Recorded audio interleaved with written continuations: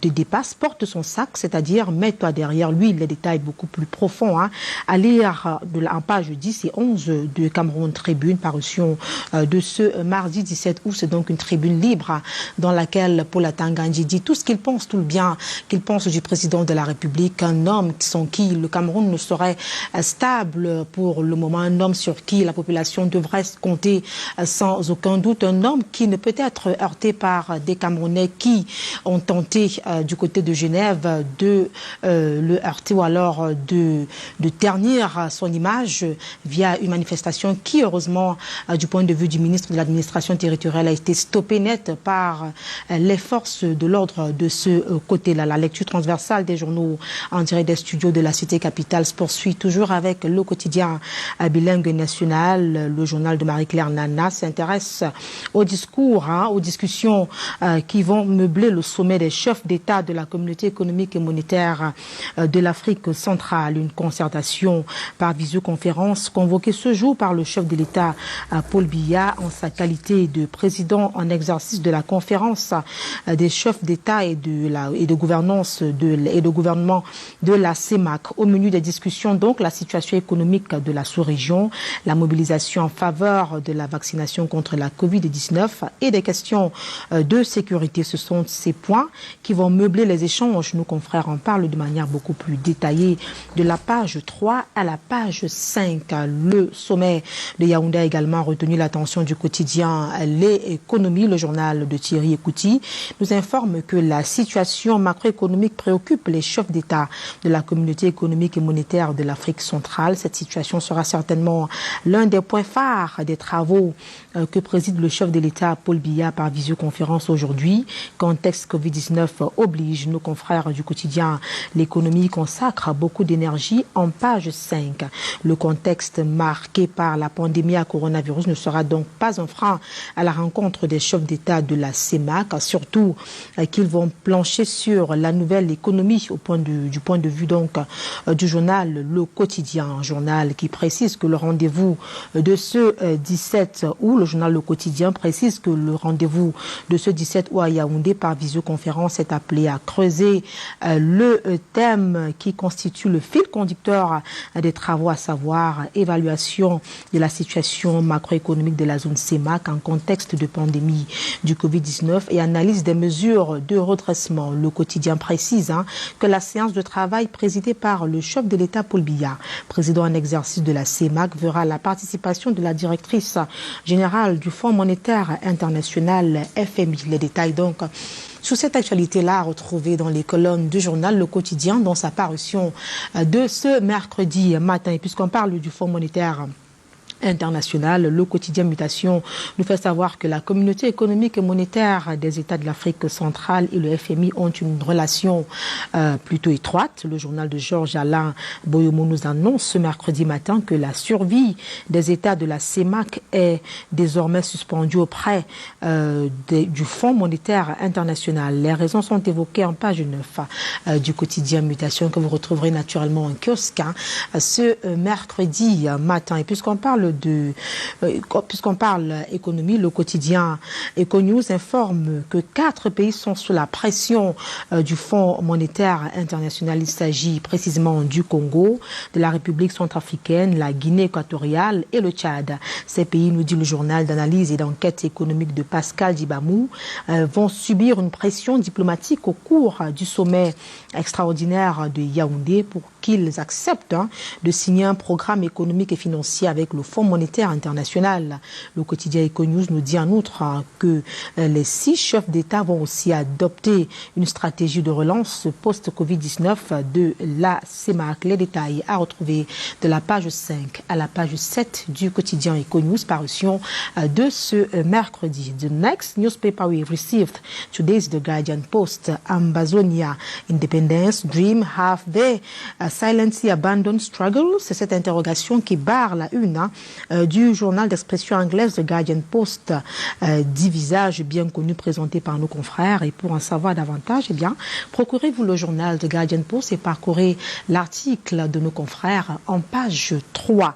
Parlons de tout à fait autre chose à présent avec le Pélican. Le journal nous amène sur les routes de Nkolmeseng et Oyomabang, ici même à Yaoundé, route dont la cérémonie officielle de lancement des travaux de bitumage a été présidée hier dans la cité capitale par le ministre de l'Habitat et du Développement urbain. La cérémonie déroulée en présence des autorités administratives traditionnelles, des forces vives et une population fortement mobilisée, nous dit le journal, était une occasion de gratitude à l'endroit du chef de l'État qui a décidé de revenir, de réunir et de réussir en faveur de Colbison et de mobiliser des fonds pour développer les routes de ce côté-là. En tout cas, les détails à retrouver dans le journal Le Pélican en parution de ce mercredi 19 août.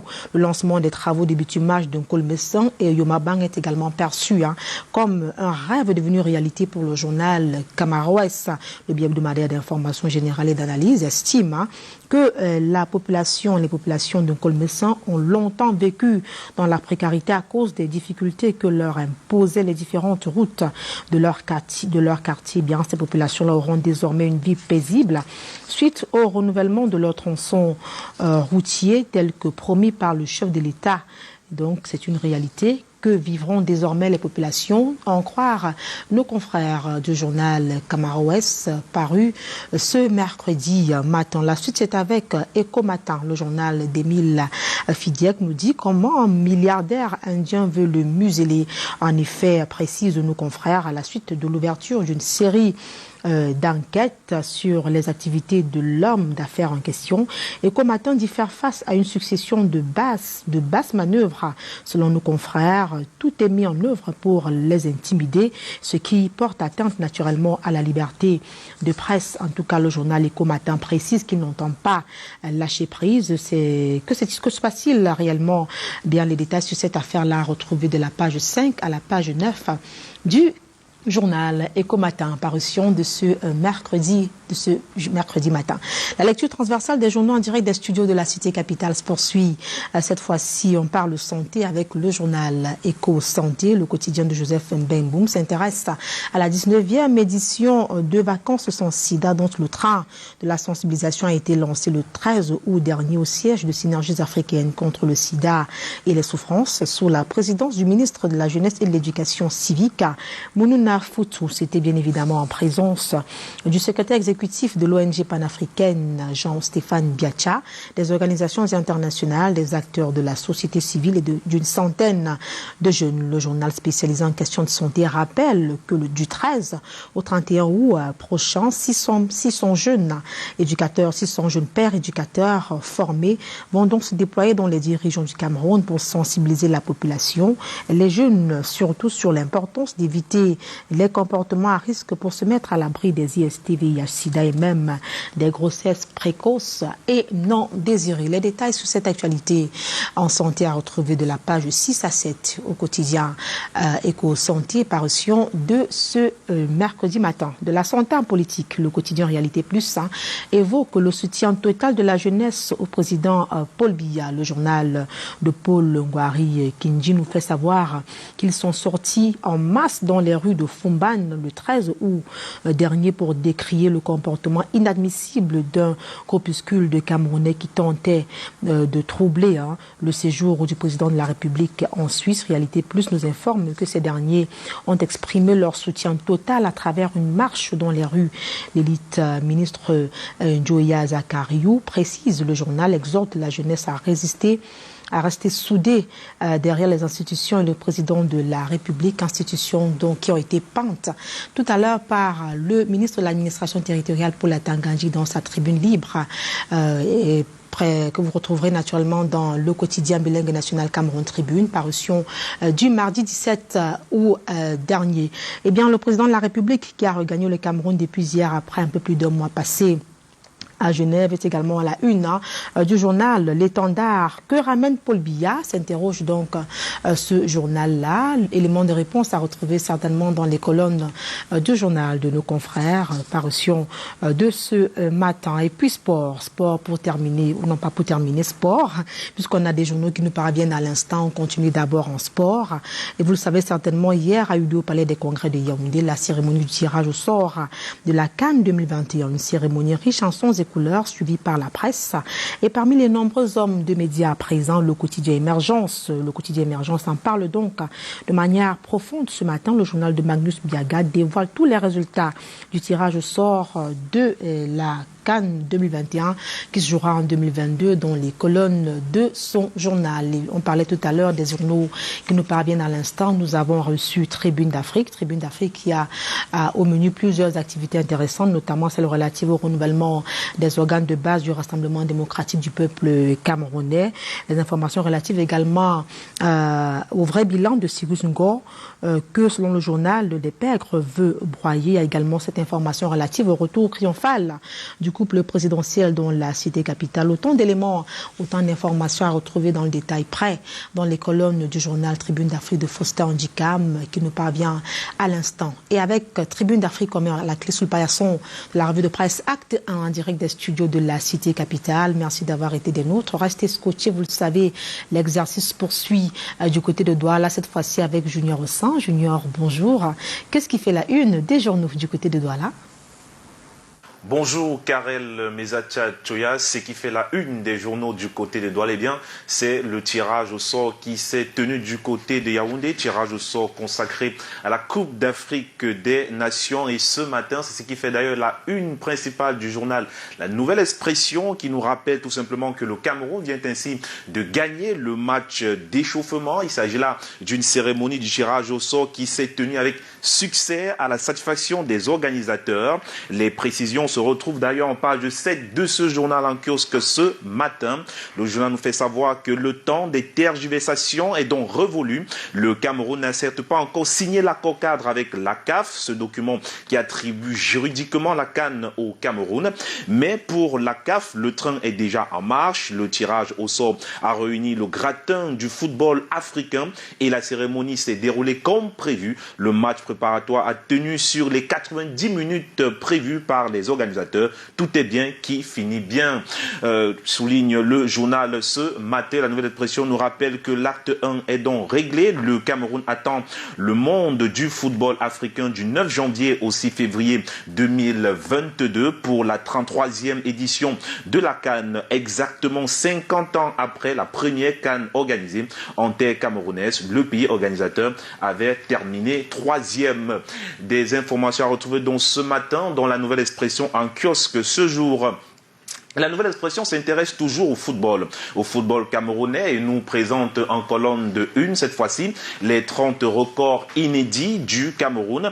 Un historien du sport roi rappelle les impressionnants exploits dont les fils du Cameroun détiennent l'exclusivité sur le plan africain et mondial, peut-on retrouver ce matin dans La Nouvelle Expression. Et bien sûr, parmi ces 30 records, on peut citer le Cameroun qui reste le seul pays en Afrique et au monde à aligner 4 joueurs d'une même nationalité aux 4 premiers rangs d'un classement de Ballon d'Or. C'était le Ballon d'Or africain 2000 où on avait Bouma, Etame Maye, Samuel Eto'o-Fils et Jérémy Ndjitap.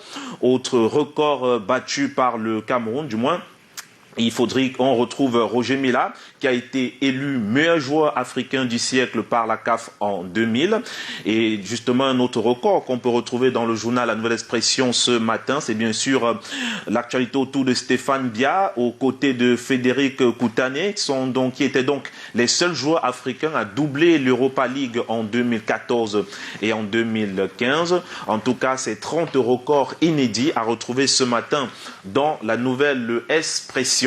Et le journal s'intéresse également à la CEMAC qui se tient, du moins au sommet de la CEMAC qui se tient ce jour, et parlant justement de la méthode du président Paul Biya. Un communiqué du cabinet civil de la présidence l'a indiqué la veille de l'événement. Une méthode à retrouver ce matin dans La Nouvelle Expression. Ce sommet qui se tient a donc pour thème des travaux, a donc pour thème Évaluation de la situation macroéconomique de la zone CEMAC en contexte de pandémie du Covid-19 et analyse des mesures de redressement. Il est question, selon le journal, il est question justement pour les leaders de la sous-région d'évaluer les mesures prises dans le cadre de la riposte contre le coronavirus ainsi que la relance économique des mesures prises par la sécurisation de la sous-région, question d'envisager de nouvelles mesures pour mieux aborder la pandémie et les enjeux économiques et sécuritaires de l'heure. Des informations à retrouver ce matin dans la nouvelle expression déjà en kiosque, qui est en kiosque. Et un autre journal en kiosque ce matin, c'est bien sûr l'Œil du Sahel qui s'intéresse également au tirage au sort de la Coupe d'Afrique des Nations qui s'est tenue du côté de Yaoundé. Et avec l'Œil du Sahel, on va, n'est-ce pas, parler d'un tirage au sort qui a donné justement du goût aux populations camerounaises un peu partout. Il faudrait dire que comme pour la CAN 2019, les 24 sélections nationales ont été reparties dans 6 groupes de 4 pour éviter les poules où les meilleures sélections se retrouveraient. Celles-ci étaient divisées dans 4 pots en fonction du dernier classement de la Fédération internationale de football association FIFA établi le 12 août dernier, précise ainsi le journal L'Œil du Sahel. Et L'Œil du Sahel qui nous propose également la programmation, du moins les groupes qui ont été tirés hier du côté de Yaoundé. Il faudrait dire que dans le groupe A, on retrouve le Cameroun, le Burkina Faso, l'Éthiopie et le Cap-Vert. Et pour le journal, et certains journalistes, il y a quand même un groupe de la mort, c'est le groupe C, où on retrouve le Maroc, le Ghana, le Comore et bien sûr le Gabon.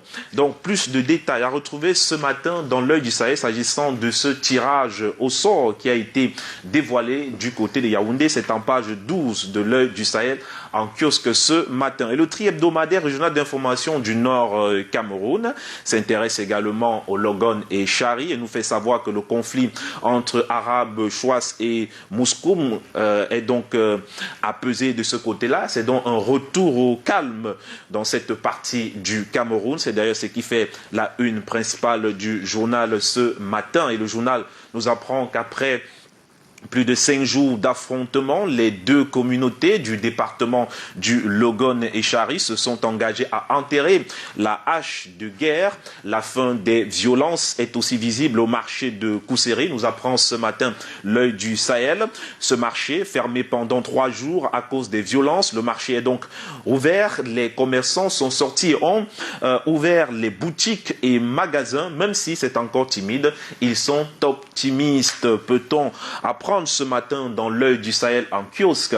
Et bien sûr, L'Œil du Sahel souligne également qu'à l'heure du bilan, l'on note des maisons pillées et incendiées. Ce conflit a fait au total 75 blessés. Ces derniers sont pris en charge à l'hôpital régional annexe de Kousséri, à l'hôpital des sapeurs-pompiers, au centre de santé de Logon-Birni. S'agissant des personnes décédées, le bilan exact jusqu'à ce jour n'est pas connu. Les détails à retrouver ce matin dans L'Œil du Sahel en kiosque.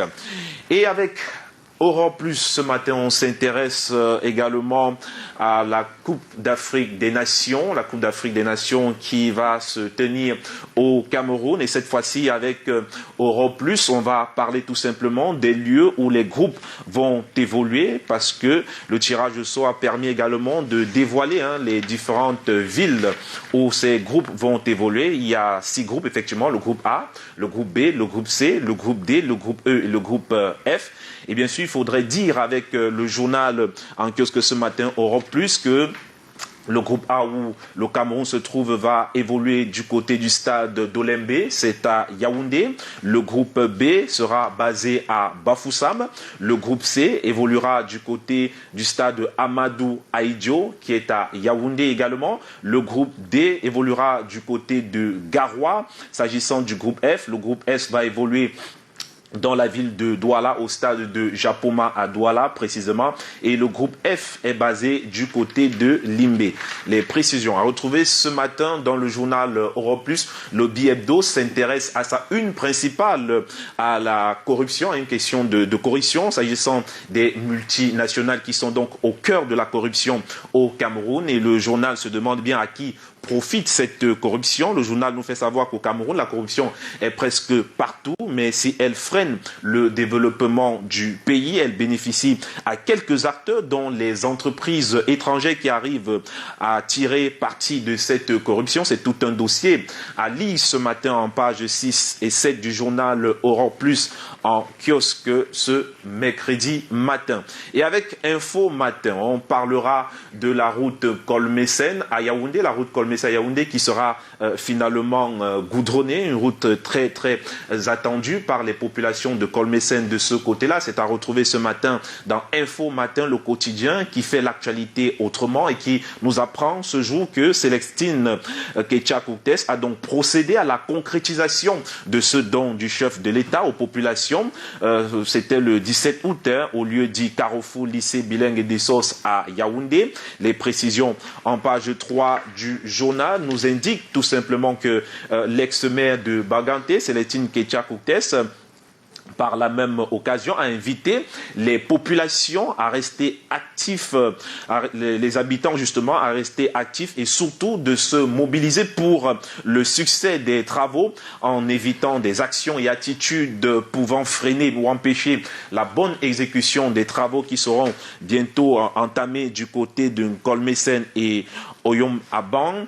Alors, il faut dire ce matin avec le journal qui est en kiosque, le journal Info Matin, que le projet qui est lancé ainsi, du moins, il faudrait souligner que ce projet qui est lancé permet justement aux populations de bénéficier d'une route qui sera bien goudronnée. Le ministre a demandé aux populations de s'activer pour percevoir, du moins, aux agents, aux entreprises en charge d'arranger cette route-là, de s'activer pour percevoir dans de très brefs délais leur compensation déjà disponible. Ceci pour permettre la pleine possession des emprises nécessaires à l'implantation de toutes ces belles infrastructures.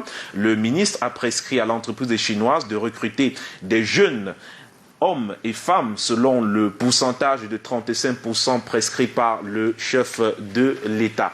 Les détails de cette actualité à retrouver ce matin dans le journal Info Matin en kiosque ce jour, et le journal s'intéresse également à sa une principale, à cette guerre entre Atangandi et Maurice Kamto, une guerre dont Atangandi, le ministre, a donc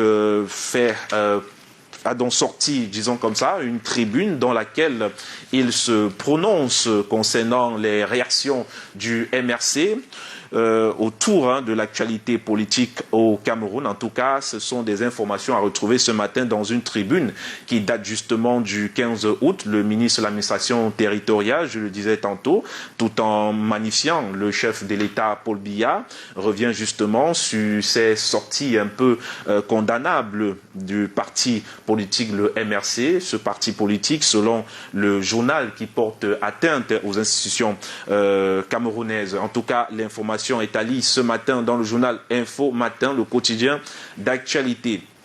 Et on s'intéresse ce jour à l'actualité autour du port autonome de Douala pour parler de l'affaire Kanabois qui oppose le port autonome de Douala. C'est avec le journal Économie du Cameroun.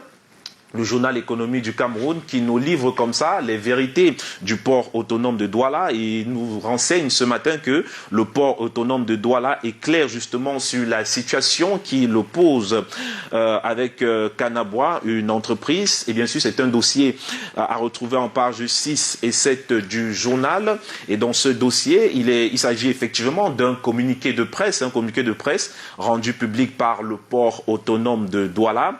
Alors, je cite, par ce jugement du tribunal de première instance de Douala-Bonanjo, indique le communiqué, statuant en matière correctionnelle et en premier ressort le 5 août 2021. Le directeur général du port autonome a été déclaré coupable d'abus de fonction et de concussion, puis condamné à 6 mois d'emprisonnement avec sursis pendant 5 ans. Cette décision est assortie des peines d'amende et des dépenses au profit du trésor public. Peut-on lire ce matin dans le communiqué de presse rendu public par le port autonome de Douala. Une telle condamnation, poursuit ce communiqué, sans précédent et d'une rare violence contre un gestionnaire public qui agit dans le cadre de ses fonctions pour la préservation et la protection des biens et de la fortune publique en application des lois et règlements qui régissent la police et l'exploitation portuaire ne repose bien évidemment sur aucun fondement juridique soutenable.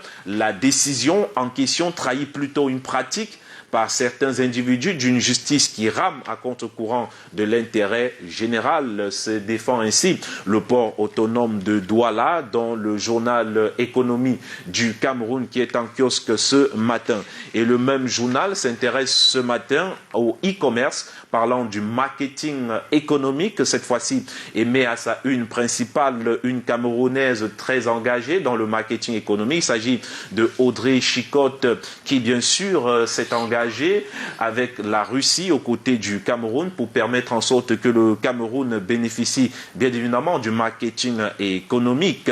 Il faudrait dire tout simplement que depuis 4 années, un autre sillon est tracé par cette femme à la voix tranchée, geste sec, et qui est animé d'un dynamisme digne d'un judoka au sommet de son art. Il s'agit d'un viscéral plan de marketing économique qui vise à ouvrir le Cameroun à un pays très puissant qui n'a de cesse de tisser sa toile en Afrique afin de voir le continent vivre une nouvelle histoire économique, voire politique. Audrey Chicotte est une chef d'entreprise connue et respectée dans l'univers industriel au Cameroun et dans le monde depuis 2003. Il faudrait du moins dire avec le journal Économie du Cameroun ce matin que la Russie apprécie justement au plus profond d'elle-même l'ouverture d'esprit, la disponibilité, le pragmatisme et la promotion de l'image du Cameroun que promeut cette jeune Camerounaise engagée à faire rayonner le Cameroun à l'international. Et dans ses voyages en Russie, nous apprend le journal ce matin,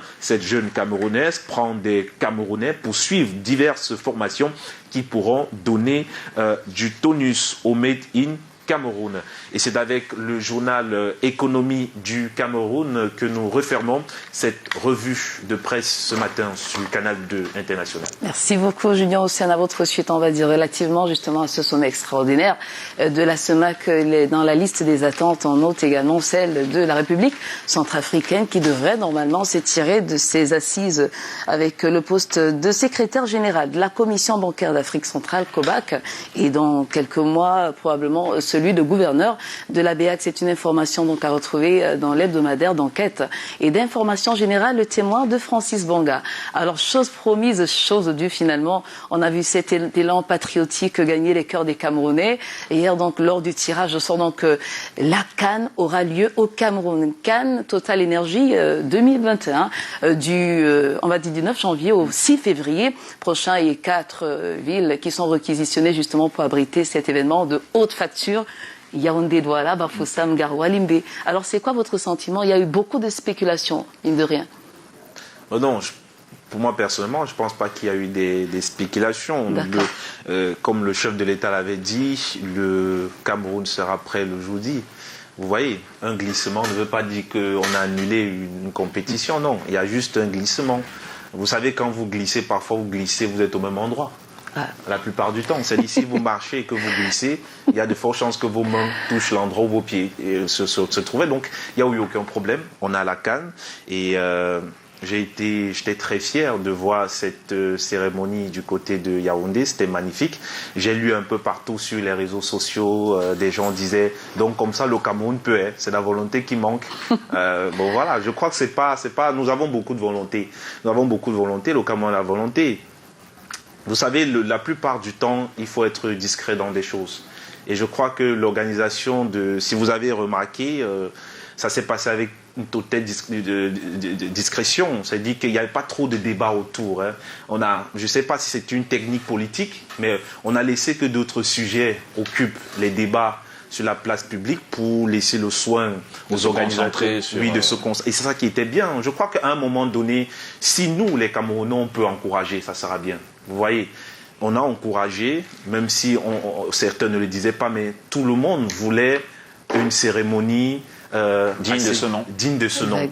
On a encouragé même du fond du cœur. Et je crois qu'il faudrait qu'on encourage parfois le gouvernement. Parce que vous savez, les membres du gouvernement, nos ministres ont également besoin de savoir que le peuple est avec eux. Exact. Vous voyez, ça permet, on se dit, bah, écoutez, si les gars croient en nous, donnons le meilleur de nous.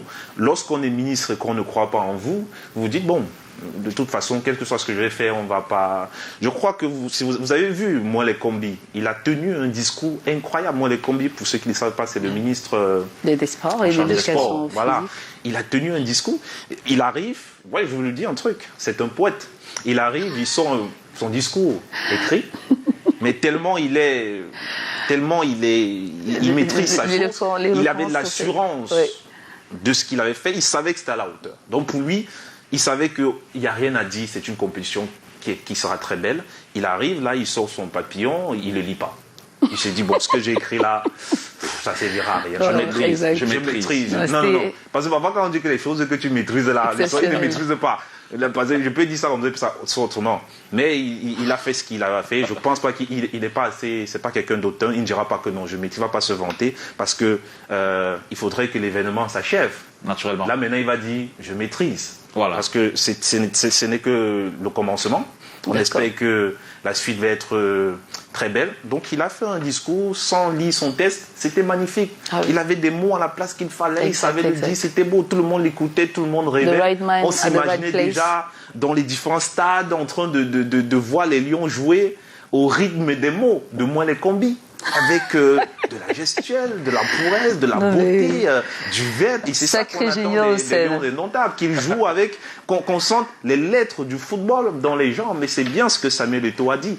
Est-ce que nos jeunes Lions vont maîtriser la pression? Et écoutez, Samuel Eto'o, fils, Rigo Benson, vous l'avez dit, le fighting spirit, c'est à vous de le fighting spirit à ces jeunes. Si vous êtes au stade constamment, je crois qu'ils auront moins de pression. Parce que c'est 27 millions de Camerounais. On a des très beaux stades.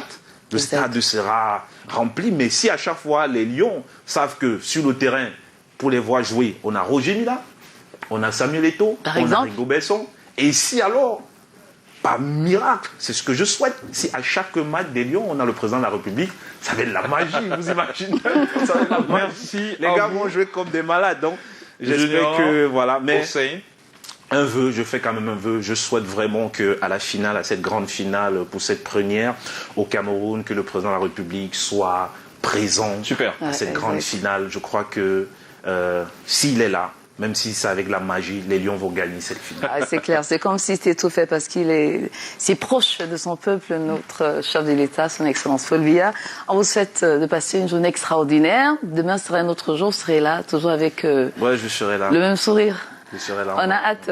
Super. Ouais, merci aussi à Karel Mezatia depuis Yaoundé pour ce rendu de la revue de presse de ce jour. Vous savez ce qu'il vous reste à faire, aller dans les différents kiosques pour vous abreuver à la source, en lisant bien évidemment la quintessence de l'information contenue dans les journaux de ce matin. Ça vous dirait de manger des laitues ce matin? On va y ajouter un peu de... Non, mais pas beaucoup de grains. Okay. On dit évitez de manger trop sucré, trop salé, trop... Voilà. Allez. Et donc on se retrouve dans 5 minutes, mesdames et messieurs, le temps pour nous de faire un clin d'œil à nos différents partenaires. À tout de suite. Canal d'Or Acte 13, une édition davantage tournée vers le digital. Pour ne rien rater des Canal d'Or, rendez-vous sur la page Facebook Canal d'Or officiel. Abonnez-vous, likez, commentez et partagez. Canal d'Or Acte 13, le 30 octobre. Démasquons nos talents.